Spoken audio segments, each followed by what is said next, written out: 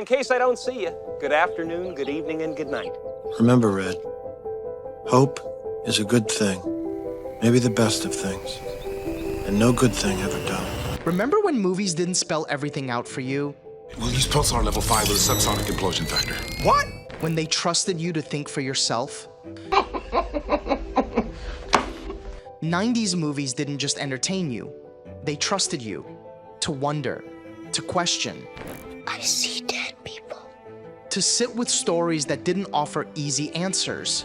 God damn it, an entire generation pumping gas, waiting tables, slaves with white collars. Advertising has us chasing cars and clothes, working jobs we hate so we can buy shit we don't need. You probably remember the first time you watched The Matrix and felt like the floor dropped out beneath you. Do you want to know what it is? Or how Seven didn't just disturb you, it stuck with you. I'm sick of all this waiting. This is the job. These weren't just films. They were experiences that stayed with you. Apologize for what I need. I will not apologize for what I want. They didn't hold your hand. They asked you to keep up, to wrestle with discomfort, to pay attention. Those 10 of them get off the bus to LA every day. That kind of confidence in the viewer, it's rare now. Don't fuck with me. Somewhere along the way, studios stopped believing audiences could handle complexity. Am I the only one around here who gives a shit about the rules? Market zero! Let's talk about what made 90s storytelling different and why that trust mattered. Show me the money! Jerry, you better yell! Show me the money! Back then, Hollywood operated on a different level of trust. You'd settle into your seat, and the film wouldn't spoon-feed you. The story unfolded with the expectation that you'd keep up, even if that meant feeling a little lost or unsettled. The 90s didn't just hand you answers. With movies like Seven, you were dropped straight into a world that was bleak and morally ambiguous. The film didn't just want you to guess who the killer was. It wanted you to think about what kind of world creates people like that. The ending wasn't about satisfying the audience, it was about leaving you with a question that stuck long after the credits rolled. Oh!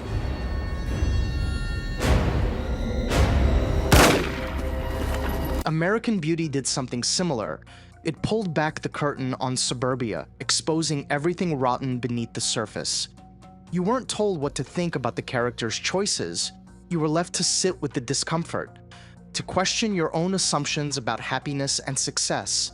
And it wasn't all darkness. Take Good Will Hunting.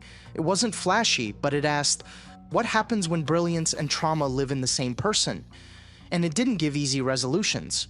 The emotion stuck with you because it felt earned, not manufactured. These films didn't insult your intelligence. They respected it. The directors behind them didn't see the audience as passive.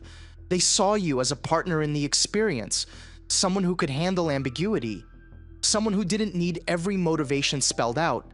Dialogue was sharp, narratives were layered, and you had to pay attention. If you missed a detail, that was on you. Filmmakers trusted viewers to handle ambiguity and complexity, something largely lost today as studios favor formula and spectacle. This willingness to challenge the audience wasn't just about storytelling, it was about the climate of the time. The end of the Cold War left society in a strange, uncertain place. Old rules were fading. Technology and globalization were starting to reshape daily life. Filmmakers responded by pushing boundaries, experimenting with non-linear plots, unconventional characters, and new visual styles. This wasn't happening in a vacuum.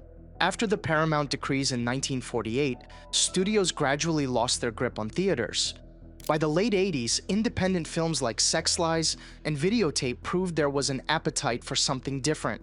Studio oversight weakened, and that opened the door for more experimentation. Audiences didn't shy away from what was difficult or strange. If anything, they craved it. The most memorable films of the decade trusted you to make sense of the mess, to find meaning where things didn't add up. You weren't just consuming entertainment, you were part of a conversation. Every ambiguity, every uncomfortable moment was an invitation to engage. but that trust couldn't last forever. But the story didn't end there. By the 2000s, something changed. The risks of the 90s began to look like outliers, not the norm. Studios, once willing to take chances on new ideas, became fixated on safety. The creative drive gave way to a new formula: build around intellectual property, bank on the familiar, minimize uncertainty. This wasn't just a narrative trend, it was a business decision.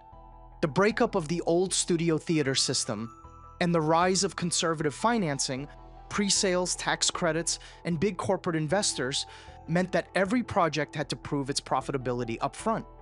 The result? Fewer daring stories, fewer risks, and more of the same safe, predictable movies. Then came Spider-Man, over $400 million at the box office. Studios took the hint. Franchises weren't just hits, they were safe. And suddenly, safety became the business model. Harry Potter's launch wasn't just a cultural event, it was a blueprint. An empire, with theme parks, merchandise, and global licensing deals baked in from the start. Disney's Bob Iger called it value across multiple businesses and across multiple territories over a long period of time. The goal was clear: repeatable, marketable content that could be counted on to deliver year after year. Franchises like Star Wars were revived and retooled, not to push boundaries, but to create vast ecosystems of products. Toys, games, branded cereal, all became as important as the story itself. The willingness to innovate shrank as more money poured in from outside investors. The logic was simple: why take a chance on something new when you could just reboot what already worked? Films aimed for the broadest possible appeal, smoothing out rough edges and ambiguity in favor of clean, easy-to-market narratives. Technology played its part too. Jurassic Park in 1993 was a turning point for visual effects, but by the 2000s, effects budgets often outpaced script development. The average VFX budget jumped from $63 million in 1999 to $100 million by 2005. Spectacle became the selling point, and story, often an afterthought. Studios engineer films to please the widest audience and challenge them less. 9 of the 10 highest-grossing movies in history are franchise installments, 8 released in just the last decade. The message? Clear. Innovation is out. Predictability is in. Still, there are exceptions. Barbie pulled in $1.4 billion by taking creative swings. Oppenheimer showed that ambition and complexity can still break through. But those are rare gems in a sea of safety. Have you noticed how many movies today feel sanitized? When studios stop trusting audiences, the results show up on screen, and not in subtle ways.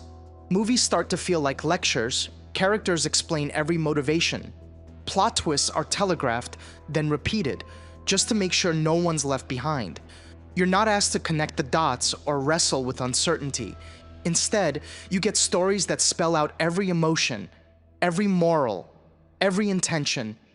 Characters are either pure heroes or villains. No shades of gray. No tough questions.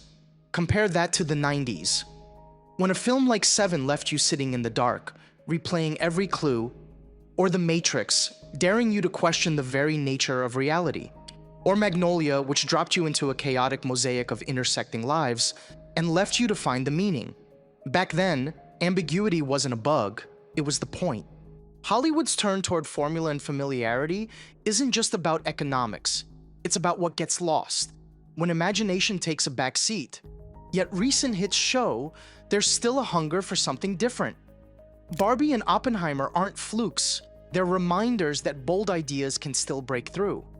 As the research shows, 90s risk-taking from indie hits to high-concept blockbusters proved that audience trust can yield lasting impact. So here's the question: what's the last movie that made you feel something complicated and stayed with you? Drop it in the comments. Let's build a list of films that dared to trust us, because when Hollywood stops trusting us, what do we lose?